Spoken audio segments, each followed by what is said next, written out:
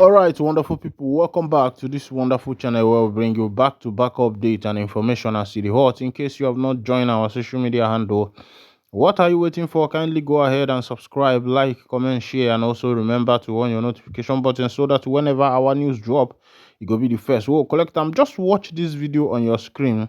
It is believed to be a recent video of the Prime Minister of the Biafra Republic government in exile, Mazi Simon Ekpa Wanjoko, addressing some critical issues as he dey be. Finally, the man don't speak. But as I dey look this video, as I dey look because if you look at the what is it called, the handle of the Twitter handle, this is from Simon Ekpa Akparawa. Of course, you know who Akparawa is. That's where this video is taken from. It is believed that, according to the comment he made there, that this interview was done by the delegates of Rise TV Finland, which they refused to post on their own handle for the world to see. As Ekpa himself dished out, words of wisdom. He portrayed wisdom as he was, answering some of the questions that were thrown to him. And when a leader speaks, I sometimes I wonder at Ekpa's, wisdom. I wonder at his knowledge. I wonder at his, his gift of oratory, the way he addresses issues and the rest of them. I will soon unmute the video so that you can hear from the horse's mouth by yourself and be the judge over this matter. A lot of questions were thrown to this guy. He said his name is the good guy. That's one surprising thing about this particular guy, when he said that his name is the good guy and he was responding to some questions that were thrown at him. Remember that on this channel we react to all kinds of video, we make comments, we share, and also we do our analysis based on information on our hand. And I would like you to please share this video, let it go viral, let it go high, rate it, like it. Don't just come across our video without making comment and liking. When you like the video and when you rate the video, it helps the video to go viral, helps the video to, it widens the horizon of which the video can reach, and that is how best you can help us in this particular channel.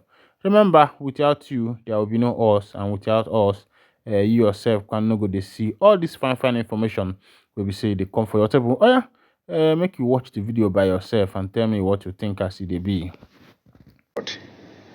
Rather, promoting democracy.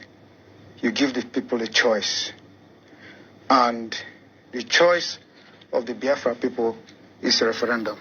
It is also a democratic process. So that is not undermining a democracy.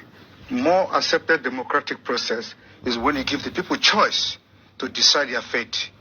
But they have a choice. This is an election which will be following democratic... In Nigeria, Biafran people do not have a choice. And that is a historical problem created by the Britain. So everybody, as you have been a journalist with your experience and the history of Nigeria, you will agree with me that Nigeria is a mistake because of the tribal and dangerous diversity in Nigeria, which is also a destructive diversity. So when you give the people the choice to choose how they want to live, that is a true democracy. A democracy is not when you bring in the military and invade communities, burn the communities because people are protesting. You kill them. Is that democracy?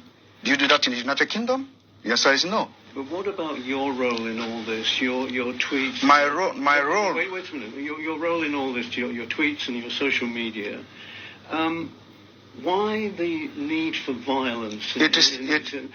Yeah. At least 1,500 people died in the last 3 presidential election campaigns. Was it my fault then? And there have been deaths so far in this one too. That's what we want to correct by making sure we do not continue to validate an evil entity that subject their citizens to death.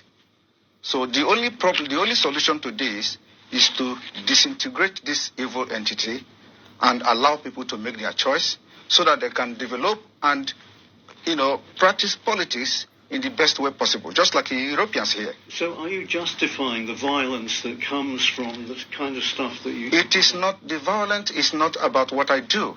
It is the provocation of the policy of Nigeria. Okay? So it is a long time bomb coming. So what you see happening now, Nigeria have a history of violence from the beginning of Nigeria. After independence, every election in Nigeria has witnessed violence. So it is not about me. I am here as a good guy to put an end, to have a lasting solution to the violence that have caused the life of thousands of Nigerians. But do you not accept that some of the things that you say has engendered this kind of... From your own perspective, you can translate it and interpret it however you want. But from my own perspective, I think I am the good guy trying to teach the people that they have a right. So there's no blood on your hands? There is no blood on my hand. There are more blood on those supporting the election, supporting this particular coming election. They have more blood in their hand. In Imo State, you have a governor that have invaded his own state, killed people, and why are you people not talking about that? Those are the people that have blood in their hand. All the people that have been elected in Nigeria since 1960 all have had bloods in their hand, and nobody is asking them question. I am just the good guy who say enough is enough. Somebody have to say something, and somebody have to do something, and we're doing it. But couldn't you make more progress if you were in the tent, as it were, not rather than out of the tent? You can't. In another country. You can. Sorry. You're in Finland. Yes. So wouldn't it be better if you went back home and did the political thing there? You should know. You see, I learn from what happened to others. I don't want to put my life in danger because the country, as far as I'm concerned, does not exist. Any country that does not respect the rule of law does not exist. You're scared you might be killed? Not everybody. You know that. You can say that as well. Yes. There's a bounty on because yes, there's a bounty on my head because Nigeria, because of the Islamic agenda in Nigeria, whoever that rises up to say something that will, make the life of the people to be better, they want to kill the person. They assassinate people every day. And today you see that there is a video that has been released by a man called Ikenga Imo, when an assassin invaded his house and they wanted to kill him. They are police officers. But if there is no CCTV, they will say unknown gunmen. These are the people that are causing all this crisis in Biafra land. But without that video, everybody has concluded that they are unknown gunmen. Today we have known them. What are the government doing about it? What are the international community doing about it? Every evidences that have surfaced anywhere about CCTV camera, it has always been security agent from the Nigeria state. Nobody is talking about that. That is what we are fighting against. We are defending ourselves and we have armed ourselves to fight Nigeria till the last day. We have done it before. The only difference now is that today we have social media. If social media was there in the 1960s, somebody will do what I'm doing today. In those days, we have a man called Okokondem. Okokondem was broadcasting for Radio Biafra and was propagating Biafra stuff, but because there were no social media, so he would have done even what I'm doing today, I believe so. So this is what will make a difference. And my activities on social media is educating the people, telling them they are right, that you have a right to say no, and you have the right to say yes. Who's funding you and your organization? Biafra people are funding my organization. Not the Tinubu party? I have nothing to do with Tinubu. And it's very funny. A lot of people said Tinubu paid me 25 million. How is that possible? How is it possible? You're denying he did. I don't know who is Tinubu. I have never communicated with anybody close to him. Just like the way they forged the letter. The reason why this letter issue, Nigeria is a criminal country. They breed criminals. And that is what we are fighting against. The reason why the letter on gets sorted out easily and fast was because it was against Finland. And Finland have to officially react to the letter. And the letter went viral. There are so many lies against me out there on social media. Nobody could come and say it is not true. Okay? So and those lies, when they continue to say it and maintain it, it becomes truth when nobody debunk it. You talk about criminals.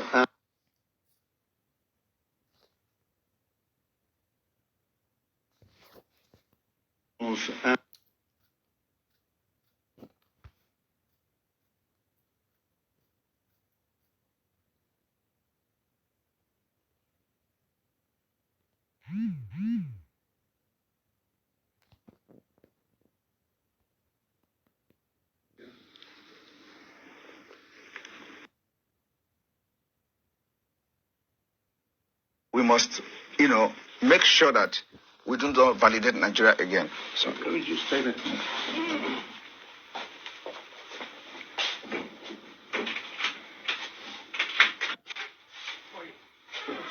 Yeah.